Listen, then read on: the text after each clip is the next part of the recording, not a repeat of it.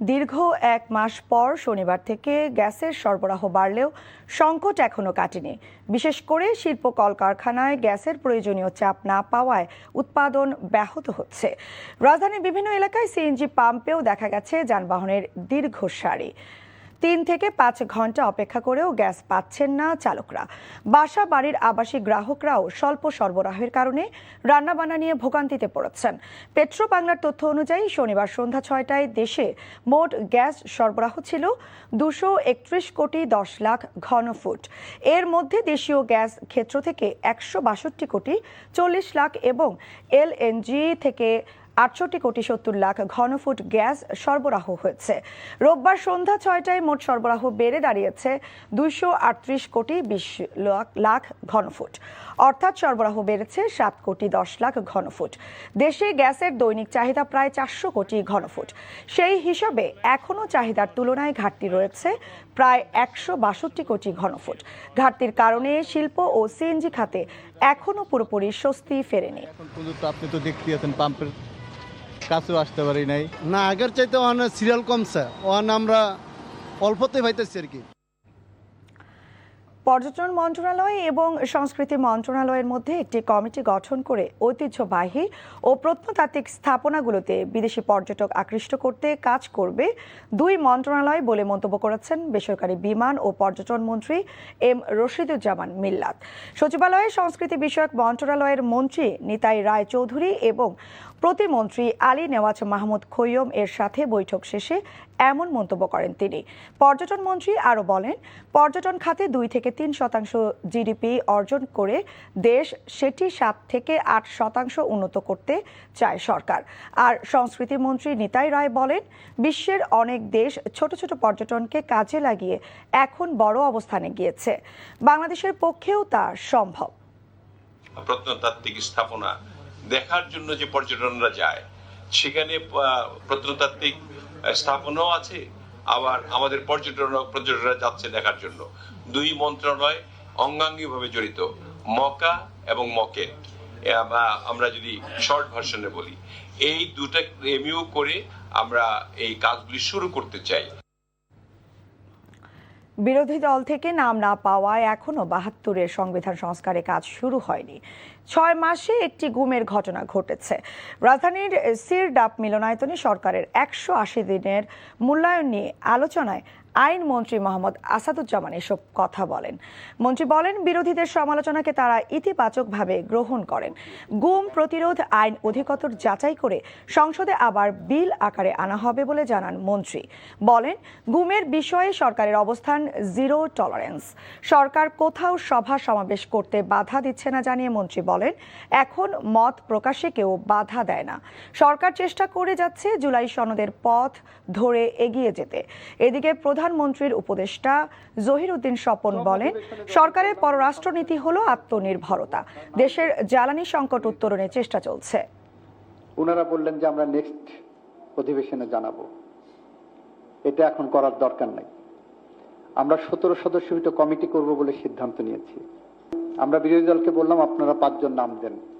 ওনারা পরবর্তী অধিবেশনে দিতে চাইলেন, আমরা দফায় দফায় মিটিং করেছি, আমরা সেই নামগুলো পাইনি। ভঙ্গুর অর্থনৈতিক অবস্থা থেকে দেশকে পুনরুদ্ধারে সরকার কাজ করছে বলে জানিয়েছেন অর্থমন্ত্রী আমির খসরু মাহমুদ চৌধুরী। তিনি বলেন, উচ্চাকাঙ্ক্ষী লক্ষ্য নির্ধারণের বদলে বর্তমানে অর্থনীতিকে স্থিতিশীল করার উপরই বেশি গুরুত্ব দেওয়া হচ্ছে। সোমবার দুপুরে রাজধানীর একটি হোটেলে অর্থ মন্ত্রণালয়ের উদ্যোগে শিল্প ভিত্তিক গবেষণা ও উদ্ভাবনের স্বীকৃতি প্রদান অনুষ্ঠানে এসব কথা বলেন তিনি। এ সময় বেকারত্ব দূরীকরণে সরকারের নেয়া বিভিন্ন উদ্যোগের কথা তুলে ধরে অর্থমন্ত্রী বলেন, দ্রুতই দেশের অর্থনীতি স্থিতিশীল হবে। তিনি বলেন, অর্থনৈতিক উন্নয়নে গবেষণা ভিত্তিক বিশ্ববিদ্যালয় গড়ে তোলা জরুরি। এজন্য শিক্ষা প্রতিষ্ঠানগুলোকে গবেষণার দিকে আরও বেশি মনোযোগ দেওয়ার আহ্বান জানান তিনি। শিল্প ও কলকারখানা উন্নয়নে সরকার বিভিন্ন উদ্যোগ নিচ্ছে জানিয়ে অর্থমন্ত্রী বলেন, দেশের অর্থনীতিকে এগিয়ে নিতে সরকারি খাতকে আরও সক্রিয়ভাবে এগিয়ে আসতে হবে। রংপুরে অবসরপ্রাপ্ত স্কুল শিক্ষক গণপতি চক্রবর্তী সহ একই পরিবারের 4 জনকে হত্যার প্রতিবাদ ও আসামিদের দৃষ্টান্তমূলক শাস্তির দাবিতে শোক র্যালি ও মানববন্ধন কর্মসূচি পালিত হয়েছে। দুপুরে রংপুর জেলা স্কুলের প্রধান গেট থেকে প্রতিষ্ঠানটির প্রাক্তন ও বর্তমান শিক্ষার্থীদের একটি শোক র্যালি বের হয়। র্যালিটি বিভিন্ন সড়ক প্রদক্ষিণ শেষে জেলা স্কুলের সামনে গিয়ে শেষ হয়। পরে সেখানে মানববন্ধন কর্মসূচি পালন করেন তারা। এতে বক্তারা হত্যার প্রকৃত রহস্য উদ্ঘাটন করে দোষীদের কঠোর শাস্তির দাবি জানান। শনিবার রাতে রংপুর নগরীর মাসুয়াপাড়া এলাকায় অবসরপ্রাপ্ত স্কুল শিক্ষক গণপতি চক্রবর্তী, তার স্ত্রী প্রীতিলতা চক্রবর্তী, মেয়ে প্রাপ্তি ও ছেলে পিয়মকে হত্যা করা হয়।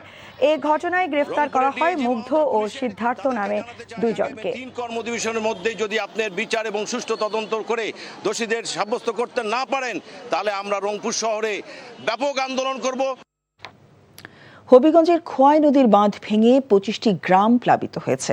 গতকাল সকালে হঠাৎ বাঁধ ভেঙে যায়। এতে সদর উপজেলার লস্করপুর, পৈলী ইউনিয়ন এবং বাহুবল উপজেলার লাতাশি ইউনিয়নের অন্তত 25টি গ্রাম প্লাবিত হয়।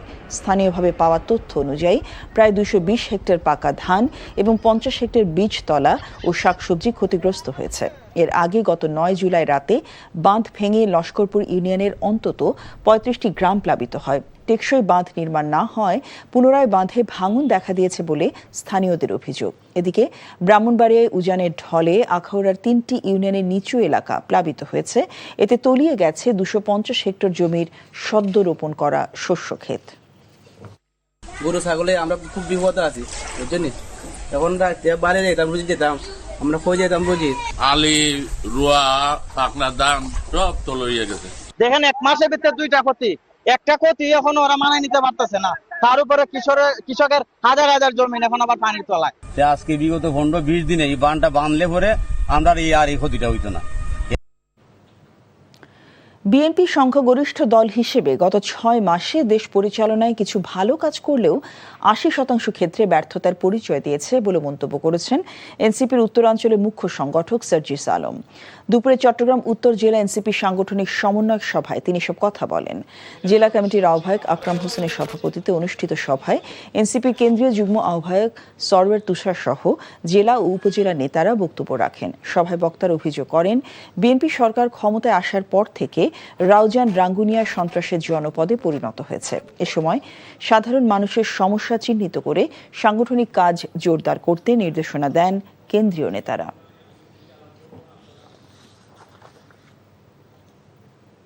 দেশে উৎপাদন পর্যাপ্ত, আমদানিও করতে হয় না, তাহলে 1 কেজি পোলাও চালের দাম কেন 230 টাকা হবে? হঠাৎ করে 2.5 মাসের ব্যবধানে কেজি প্রতি সুগন্ধি বা পোলাও চালের দাম বেড়েছে 60 থেকে 70 টাকা। কারণ হিসেবে মিল মালিকরা বলছেন, পোলাও চাল বিদেশে রপ্তানি হওয়ায় দাম বাড়ছে।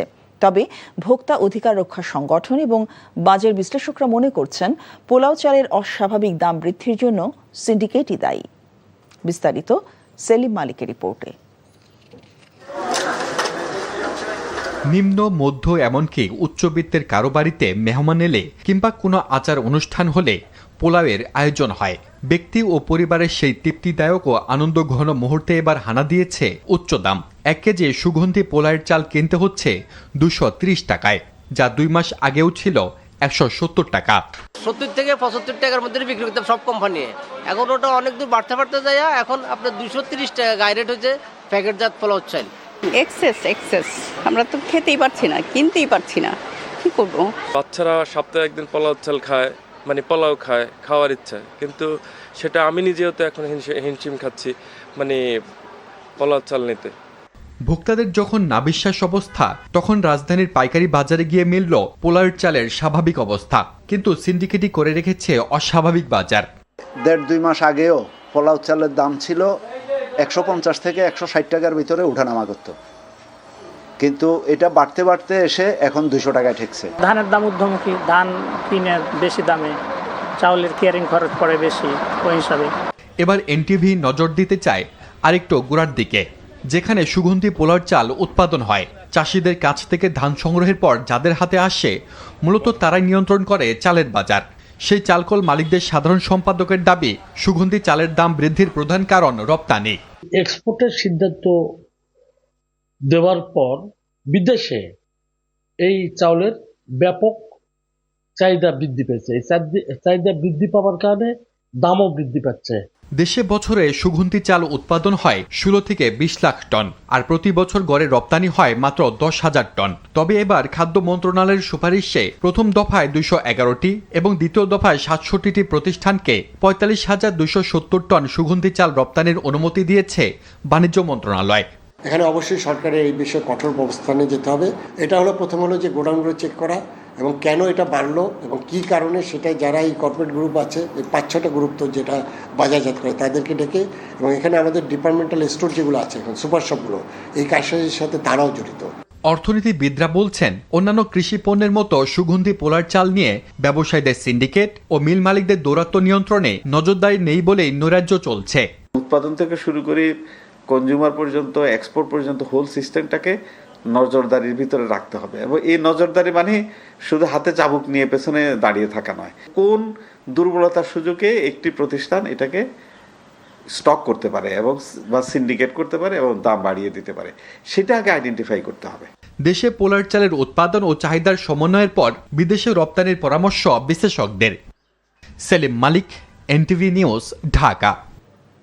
মাদক ব্যবসা এবং মাদক সেবীদের বিরুদ্ধে যুদ্ধ ঘোষণা করেছেন চট্টগ্রাম রেঞ্জের ডিআইজি আব্দুল কুদ্দুস চৌধুরী।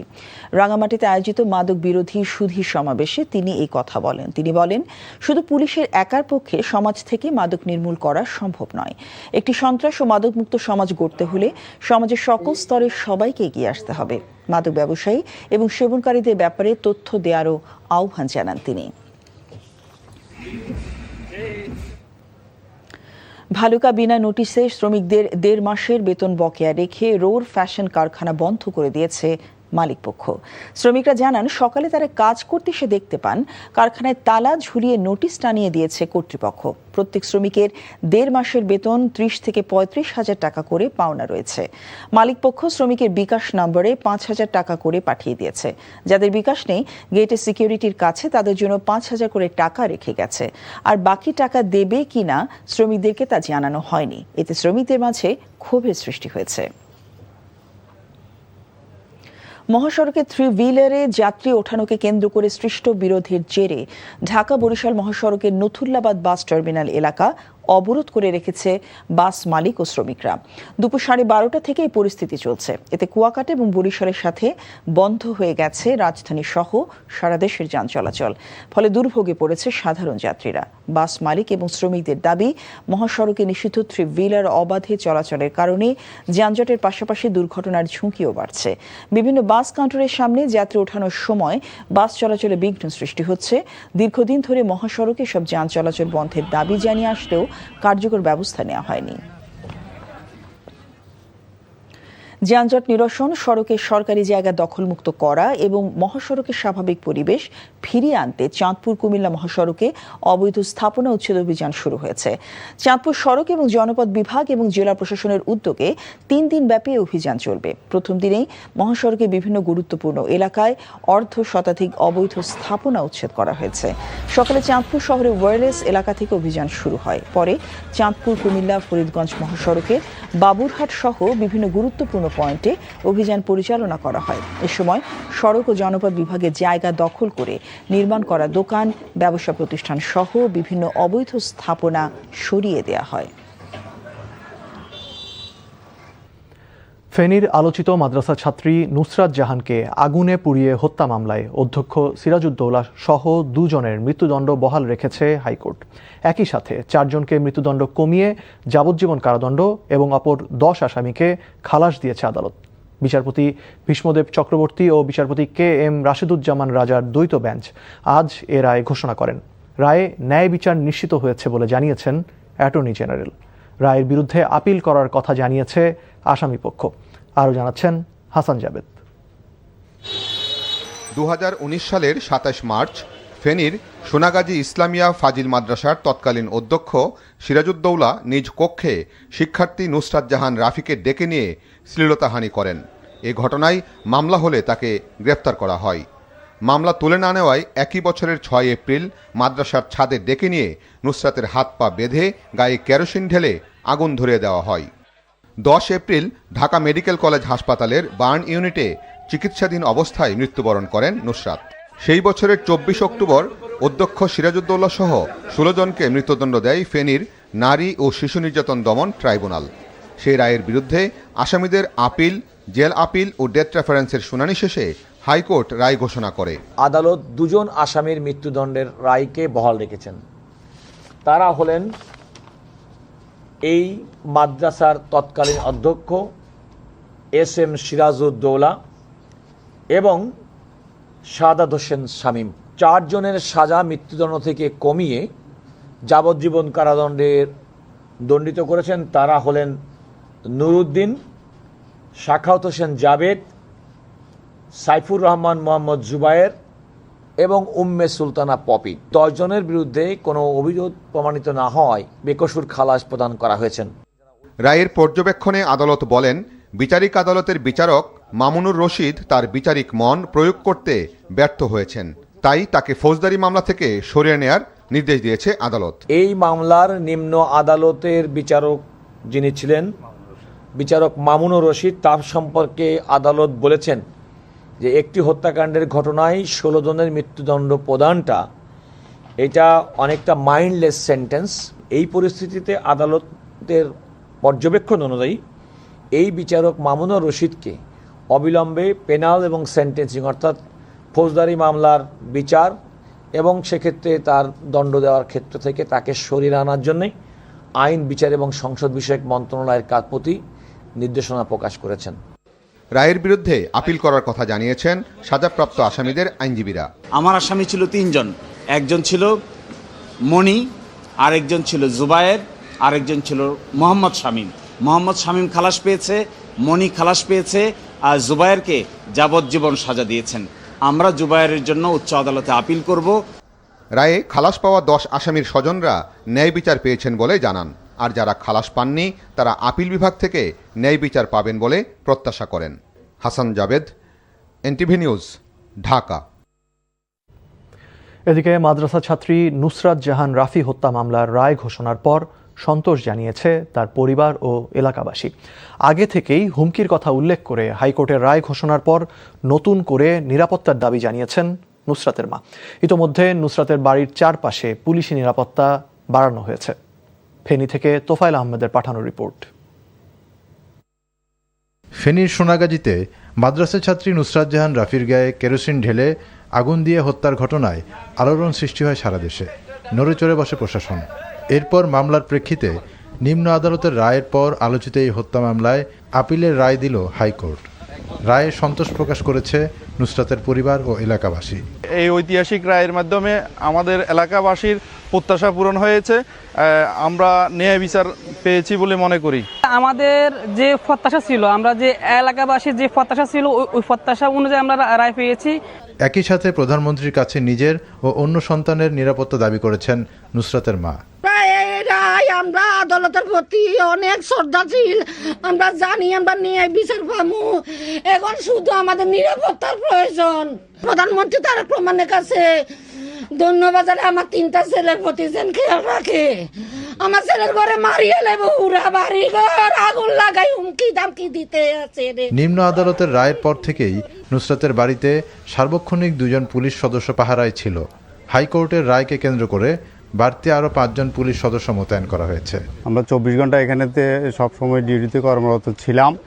আজকেও সেই ধারাবাহিকতায় আজকে একটু পুলিশ ফোর্স বেশি আছে। আমরা যতক্ষণ পর্যন্ত না এখানে কোনো ধরনের বিশৃঙ্খলা, কোনো ধরনের ঝামেলা যাতে না হয়, আমরা সবসময় নিরাপত্তায় আছি, নিরাপত্তায় থাকব। NTV news desk. মক্কা প্রতিরক্ষা চুক্তি নিয়ে বাংলাদেশ ইতিবাচক বলে জানিয়েছেন পররাষ্ট্র প্রতিমন্ত্রী হুমায়ুন কবির। তিনি বলেন, প্রতিমন্ত্রী হিসেবে নতুন কাজে নিযুক্ত হলেও দায়িত্ব নতুন নয়। এ সময় নিজের দ্বৈত নাগরিকত্ব নিয়ে সাংবাদিকদের করা প্রশ্নের জবাব দিয়েছেন প্রতিমন্ত্রী। It is not a new place as such for me. The assignment is new. তার জ্বালা কেন হচ্ছে? তার কি 2008-এর জ্বালা উঠছে নাকি আবার মঈনুদ্দিন ফখরুদ্দিনের জ্বালা উঠছে তার আবার নাকি?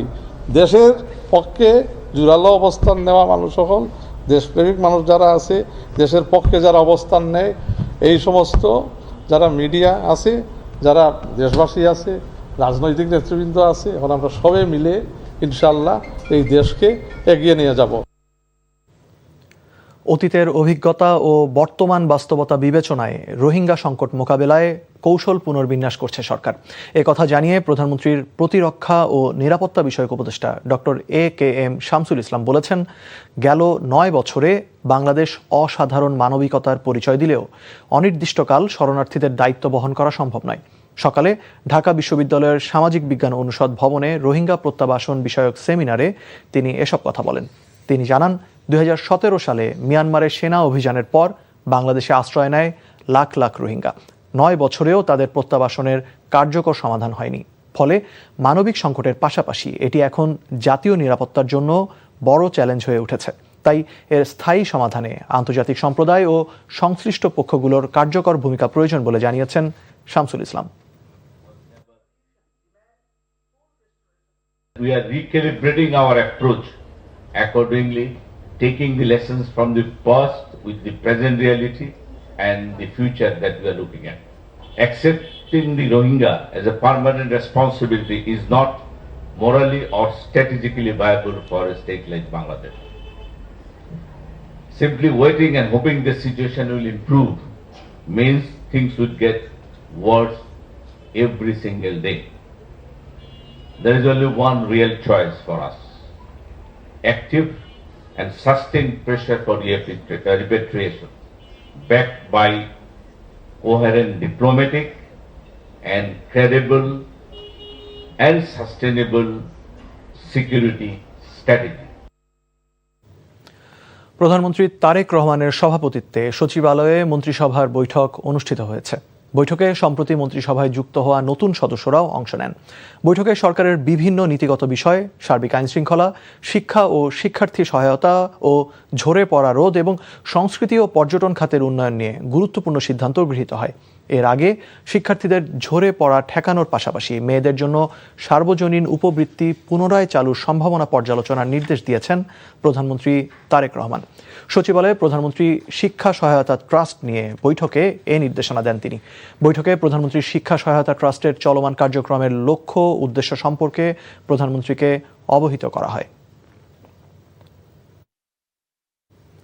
রাষ্ট্রপতি মির্জা ফখরুল ইসলাম আলমগীরের সাথে বঙ্গভবনে সৌজন্য সাক্ষাৎ করেছেন প্রধান বিচারপতি জুবায়ের রহমান চৌধুরী।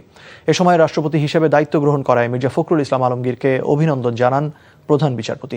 সাক্ষাতে সুপ্রিম কোর্টের বিভিন্ন কার্যক্রম, আদালত পরিচালনার বিষয়াদি ও বিদ্যমান চ্যালেঞ্জ সম্পর্কে রাষ্ট্রপতিকে অবহিত করেন তিনি। মামলা জট, দক্ষ জনবলের ঘাটতি ও কাঠামোগত সংকট সহ বিচারাঙ্গনে বিদ্যমান বিভিন্ন সমস্যা রাষ্ট্রপতির কাছে তুলে ধরে সহযোগিতা কামনা করেন প্রধান বিচারপতি।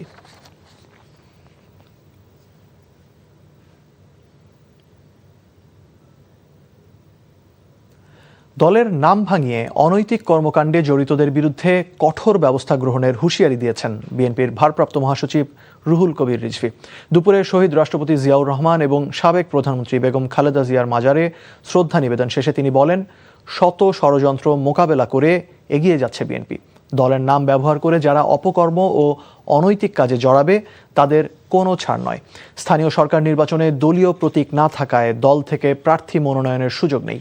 বিএনপির নতুন ভারপ্রাপ্ত মহাসচিব জানান, যোগ্যতার ভিত্তিতে একক প্রার্থী ঠিক করবেন স্থানীয় নেতাকর্মীরা। সরকার ও দলের বিরুদ্ধে নানা ষড়যন্ত্র অব্যাহত রয়েছে জানিয়ে রিজভী বলেন, সব কিছু মোকাবেলা করেই তারেক রহমান দেশকে এগিয়ে নিয়ে যাচ্ছেন। জনগণও সরকার এবং প্রধানমন্ত্রীর ওপর সন্তুষ্ট। 5ই আগস্টের পর থেকে দেখেছেন আমাদের চেয়ারম্যান কত শক্ত হাতে যারা দলের নাম ভাঙিয়ে নানা ধরনের অপকর্মে যুক্ত ছিলেন তাদের বিরুদ্ধে শক্ত পদক্ষেপ নিয়েছেন। সুতরাং কেউ অনৈতিক কাজ করবেন না, গঠনমূলক কাজে থাকবেন। দলকে শক্তিশালী করতে হবে এবং দলের নেতাকর্মীরা যাতে তারা জনগণের প্রতিনিধি হিসাবে কাজ করতে পারে সেই চেষ্টাই তারা করবেন।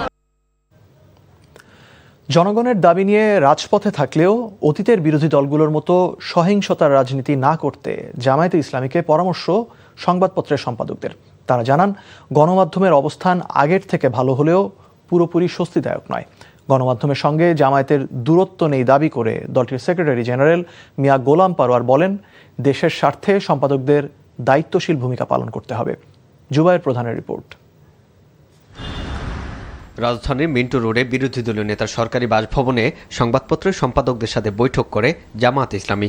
দলের শীর্ষ নেতাদের সঙ্গে 2 ঘন্টার বৈঠকে অংশ নেন দেশের প্রথম সারির সংবাদপত্রের সম্পাদকরা। সবাই তাদের প্রাণ খুলে বলেছেন যে বিরোধী দলের সোফার বিরোধী দল কি করছে এবং তাদের কি করা উচিত, মানে কনস্ট্রাকটিভ কিছু ক্রিটিসিজম এবং অ্যাডভাইস পুরোটাই ছিল।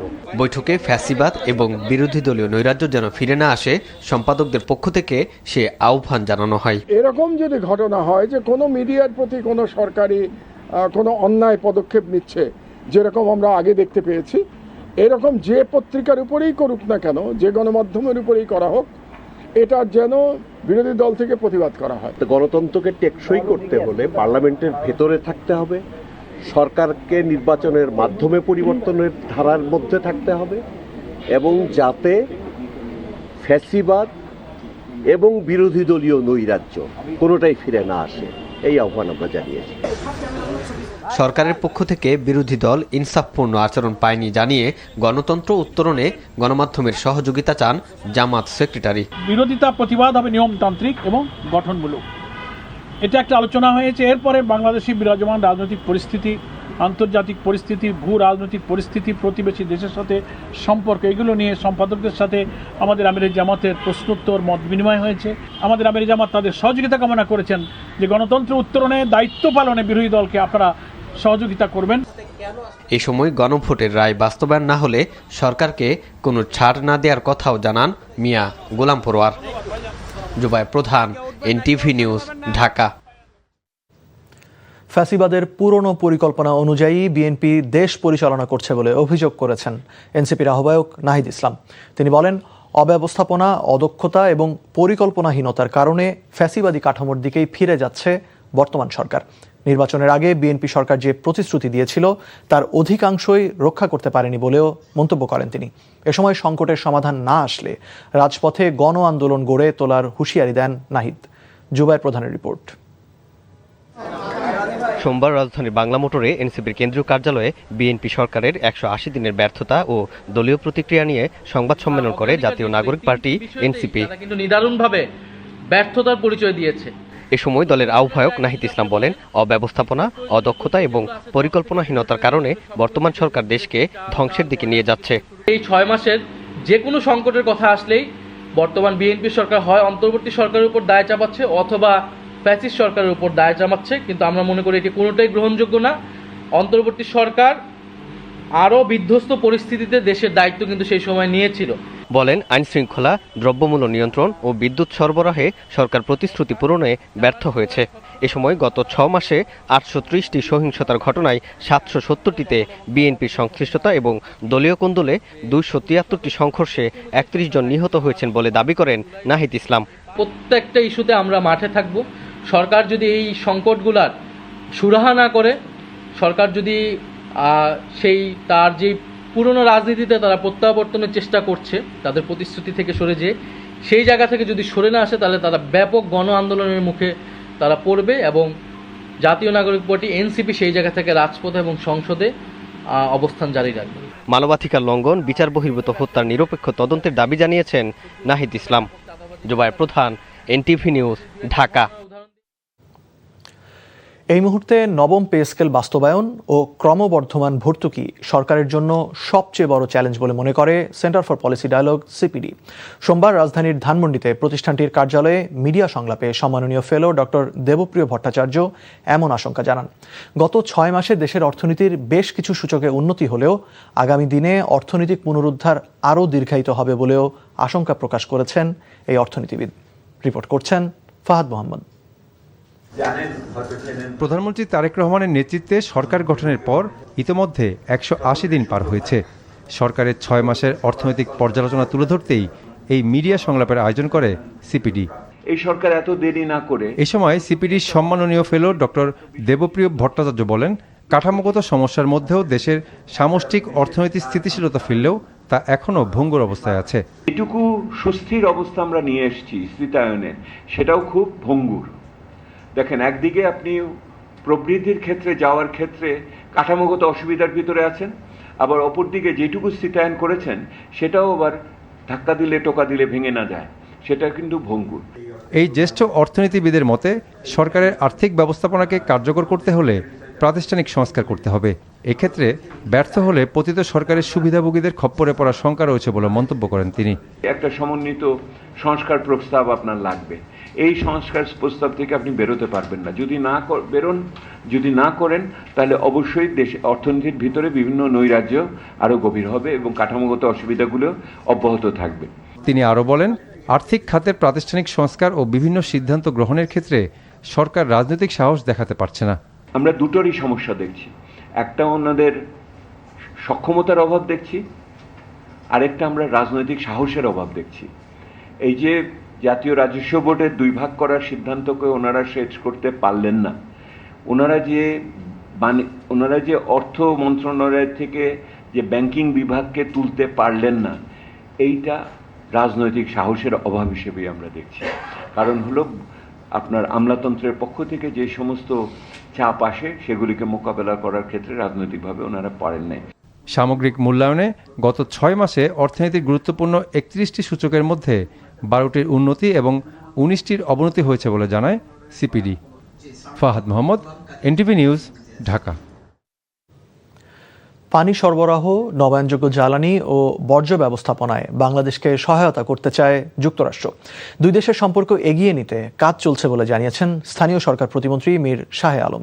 তিনি বলেন, বিএনপির নির্বাচনী ইশতেহার বাস্তবায়নের উদ্যোগেরও প্রশংসা করেছে যুক্তরাষ্ট্র। সকালে সচিবালয়ে মার্কিন যুক্তরাষ্ট্রের রাষ্ট্রদূতের সাথে বৈঠক শেষে এসব কথা জানান তিনি।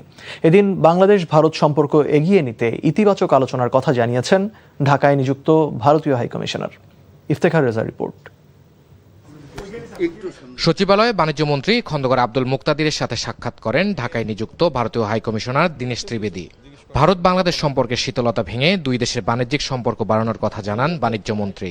দুই দেশের স্বার্থ রক্ষা করে সম্পর্ক এগিয়ে নেওয়ারও কথা বলেন দুপক্ষ। দুই দেশের মধ্যে এখনো প্রায় $12 বিলিয়ন দ্বিপক্ষীয় বাণিজ্য হয়। গত বছরও $13 বিলিয়ন মতো, প্রায় 15-13 বিলিয়ন। গত বছরও ভারতের রপ্তানি ছিল প্রায় 15-11 বিলিয়ন। তাদের সাথে আমাদের অনগোয়িং তো অনেক ইস্যু আছে, সেগুলি একদিক, আবার উন্নয়নের সুযোগ যেই সমস্ত জায়গায় আছে সেগুলি নিয়েও সময় সময় আলোচনা প্রয়োজন, সেই আলোচনা হয়েছে।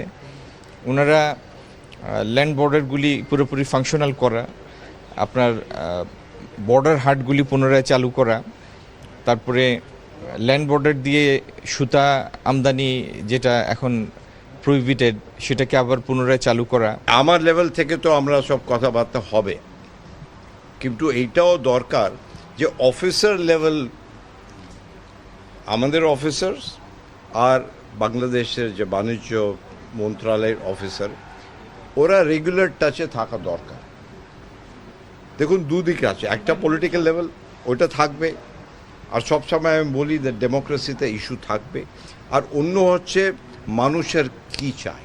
এদিন স্থানীয় সরকার, পল্লী উন্নয়ন ও সমবায় মন্ত্রী ও প্রতিমন্ত্রীর সাথে বৈঠক করেন যুক্তরাষ্ট্রের রাষ্ট্রদূত ব্রেন্ট ক্রিস্টেনসেন। দেশের পানি সরবরাহ ও বর্জ্য ব্যবস্থাপনা খাতে সহায়তা করার আশ্বাস দিয়েছেন মার্কিন রাষ্ট্রদূত। আমরা বলেছি যে আমাদের এখানে water supply, waste management, renewable energy, এই বিষয়গুলোতে আমরা নোটিশ করেছি যে তারা ইনভেস্ট করতে পারে পিপিপি মডেলে, পাবলিক পার্টনারশিপ মডেলে। তো সেই বিষয়গুলো উনি বললো যে আমরা অফিসিয়ালি নোটিশ করব, আলোচনা করব। মূলত ছিল এটা সৌজন্য সাক্ষাৎ, এর ফাঁকে আমাদের পলিসি, সরকারের পলিসি নিয়ে আলোচনা হয়েছে। মঙ্গলবার ডেনমার্কের রাষ্ট্রদূতের সাথে বৈঠক করবেন স্থানীয় সরকার মন্ত্রী ও প্রতিমন্ত্রী। Iftekhar Reza, NTV news, Dhaka. দীর্ঘ 1 মাস পর শনিবার থেকে গ্যাসের সরবরাহ বাড়লেও সংকট এখনও কাটেনি। বিশেষ করে শিল্প কলকারখানায় গ্যাসের প্রয়োজনীয় চাপ না পাওয়ায় উৎপাদন ব্যাহত হচ্ছে। রাজধানীর বিভিন্ন এলাকায় সিএনজি পাম্পেও দেখা গেছে যানবাহনের দীর্ঘ সারি। 3 থেকে 5 ঘন্টা অপেক্ষা করেও গ্যাস পাচ্ছেন না চালকরা। বাসাবাড়ির আবাসিক গ্রাহকরাও স্বল্প সরবরাহের কারণে রান্নাবান্না নিয়ে ভোগান্তিতে পড়েছেন। পেট্রোবাংলার তথ্য অনুযায়ী শনিবার সন্ধ্যা 6টায় দেশে মোট গ্যাস সরবরাহ ছিল 231 কোটি 10 লাখ ঘনফুট। এর মধ্যে দেশীয় গ্যাস ক্ষেত্র থেকে 162 কোটি 40 লাখ এবং এলএনজি থেকে 68 কোটি 70 লাখ ঘনফুট গ্যাস সরবরাহ হয়েছে। রোববার সন্ধ্যা 6টায় মোট সরবরাহ বেড়ে দাঁড়িয়েছে 238 কোটি 20 লাখ ঘনফুট। অর্থাৎ সরবরাহ বেড়েছে 7,10,00,000 ঘনফুট। দেশে গ্যাসের দৈনিক চাহিদা প্রায় 400 কোটি ঘনফুট। সেই হিসেবে এখনও চাহিদার তুলনায় ঘাটতি রয়েছে প্রায় 162 কোটি ঘনফুট। ঘাটতির কারণে শিল্প ও সিএনজি খাতে এখনও পুরোপুরি স্বস্তি ফেরেনি। জাতীয় নির্বাচনের চেয়েও স্থানীয় সরকার নির্বাচন ভালোভাবে করতে চান বলে জানিয়েছেন সিইসি এএমএম নাসির উদ্দিন। দুপুরে নির্বাচনী প্রশিক্ষণ ইনস্টিটিউটে জাতীয় নির্বাচনের কার্যক্রম মূল্যায়ন এবং স্থানীয় সরকার নির্বাচনে ইসির কর্মপদ্ধতি নির্ধারণ বিষয়ক কর্মশালায় তিনি এসব কথা বলেন স্থানীয় সরকার নির্বাচনে সহিংসতার সংখ্যা বেশি থাকায় আইনশৃঙ্খলা বাহিনী সহ সংশ্লিষ্টদের সমন্বয়ে পরিকল্পনা সাজাচ্ছে ইসি। সংসদ নির্বাচনে কিছু বিষয়ে ঘাটতি ছিল উল্লেখ করে সিইসি বলেন, ঘাটতিগুলো খুঁজে স্থানীয় নির্বাচন জাতীয় নির্বাচনের চেয়েও ভালো করতে তৎপর কমিশন। ঠাকুরগাঁও 1-এর উপনির্বাচন নির্ধারিত সময়ের মধ্যেই অনুষ্ঠিত হবে জানিয়ে সিইসি বলেন, এ বিষয়ে কাজ করছে কমিশন। খোলা বাজারে ডলারের নতুন দাম নির্ধারণ করেছে মানি চেঞ্জার্স অ্যাসোসিয়েশন অব বাংলাদেশ। ক্রয় 125 টাকা 50 পয়সা এবং বিক্রয় 126 টাকা 50 পয়সা। সোমবার বিকেলে রাজধানীর পল্টনে নগদ মার্কিন ডলারের বর্তমান অনাকাঙ্ক্ষিত মূল্য সৃষ্টির প্রতিকার নির্ধারণ বিষয়ে মতবিনিময় সভায় এই ঘোষণা দেয় সংগঠনটির সভাপতি MS জামান। এ সময় বাংলাদেশ ব্যাংক মানি এক্সচেঞ্জারদের সাথে বৈষম্যমূলক আচরণ করছে বলেও অভিযোগ করেন তিনি। বলেন, কেন্দ্রীয় ব্যাংকের কাছে তারল্য থাকলেও তা খোলা বাজারে দিচ্ছে না। এ সময় কেন্দ্রীয় ব্যাংকের সহযোগিতা প্রত্যাশা করেন তিনি। ফুটবল ফিফা আসিয়ান কাপের পাশাপাশি ব্রাজিলের বিপক্ষেও প্রীতি ম্যাচ খেলতে চায় বাংলাদেশ। তবে দুটি আলাদা আয়োজনের সূচি কিভাবে সমন্বয় সম্ভব তা নিয়ে ফিফা ও ব্রাজিল ফুটবল কনফেডারেশনের সঙ্গে আলোচনার পর আসবে চূড়ান্ত সিদ্ধান্ত। ব্রাজিলের বিপক্ষে প্রস্তাবিত প্রীতি ম্যাচের তারিখ 5 অথবা 6 অক্টোবর। কুশল ইয়াসিরের রিপোর্ট। একদিকে ফিফা আসিয়ান কাপ, অন্যদিকে 5 বারের বিশ্ব চ্যাম্পিয়ন ব্রাজিলের বিপক্ষে প্রীতি ম্যাচ। দুদিকেই নজর থাকা বাফুফের সবচেয়ে বড় চ্যালেঞ্জের নাম সূচি সমন্বয় করা। কারণ 24 সেপ্টেম্বর থেকে 23 অক্টোবর ইন্দোনেশিয়ার ফিফা আসিয়ান কাপে প্রথমবার খেলবে বাংলাদেশ। টুর্নামেন্টে অন্তত 4টি ম্যাচ খেলবে হামজা চৌধুরীরা। অন্যদিকে ভারত সফরের অংশ হিসেবে 3 অক্টোবর কলকাতায় খেলতে আসবে ব্রাজিল। ফেরার পথে কার্লো আনচেলত্তির তত্ত্বাবধানে থাকা দলটি 5 অথবা 6 অক্টোবর ঢাকায় স্বাগতিকদের বিপক্ষে খেলতে চায় প্রীতি ম্যাচ। এবারের ফিফা উইন্ডোতে মোট 4টি ম্যাচই খেলার সুযোগ পাবে দলগুলো, তাই উভয় সংকটে পড়েছে বাফুফে। সবকিছু মিলে আমরা ওভারঅল পজিটিভ আছে, বাট প্রেসিডেন্ট ফিফার সাথে কথা বলে একটা, আর ওরাও যেহেতু আমাদের সাথে একটা ভালো মিটিং করে গেছে, আবার তারা সব কিছু পজিটিভ আছে, তো সব কিছু যদি মিলে যায় ইনশাল্লাহ আমাদের প্রেসিডেন্ট অবশ্যই এই টুর্নামেন্টে ফ্রেন্ডলি ম্যাচটা বাংলাদেশে খেলবে ব্রাজিলের সাথে, ন্যাশনাল টিমের সাথে। আসিয়ান কাপ শেষ হওয়ার পরপরই ব্রাজিলের মতো শক্তিশালী দলের বিপক্ষে খেলতে হলে ফুটবলারদের শারীরিক সক্ষমতা ও ফিফা নিয়ম দুটি বিবেচনায় নিতে হবে। যেহেতু ইন্ডিয়া খেলতে আসবে, তারা হয়তো পার্শ্ববর্তী আরেকটাতে সম্পর্কে তাদের আইডিয়া হয়েছে বাংলাদেশ সম্পর্কে, আবার যেখানে তারা হয়তো তাদের এমবেসির মাধ্যমে ওরা জানতে পারছে বাংলাদেশে তাদের হিউজ একটা ফ্যান গ্রুপ আছে, ওই গ্রুপটাকে তাকে ডেভেলপ করার জন্য হয়তো তাদের একটা অফিসিয়ালি সিদ্ধান্ত নিয়েছে, না তাহলে আমরা একটা ম্যাচ খেলি। ব্রাজিল ফুটবলের প্রতিনিধি দল এরই মধ্যে ঢাকায় জাতীয় স্টেডিয়াম পরিদর্শন করেছে। মাঠ ও অবকাঠামো নিয়ে তারা সন্তুষ্ট হলেও ড্রেসিং রুম, টেকনিক্যাল রুম ও নিরাপত্তা ব্যবস্থা আরও উন্নত করার পরামর্শ দিয়েছে। কুশল ইয়াসির, NTV নিউজ, ঢাকা।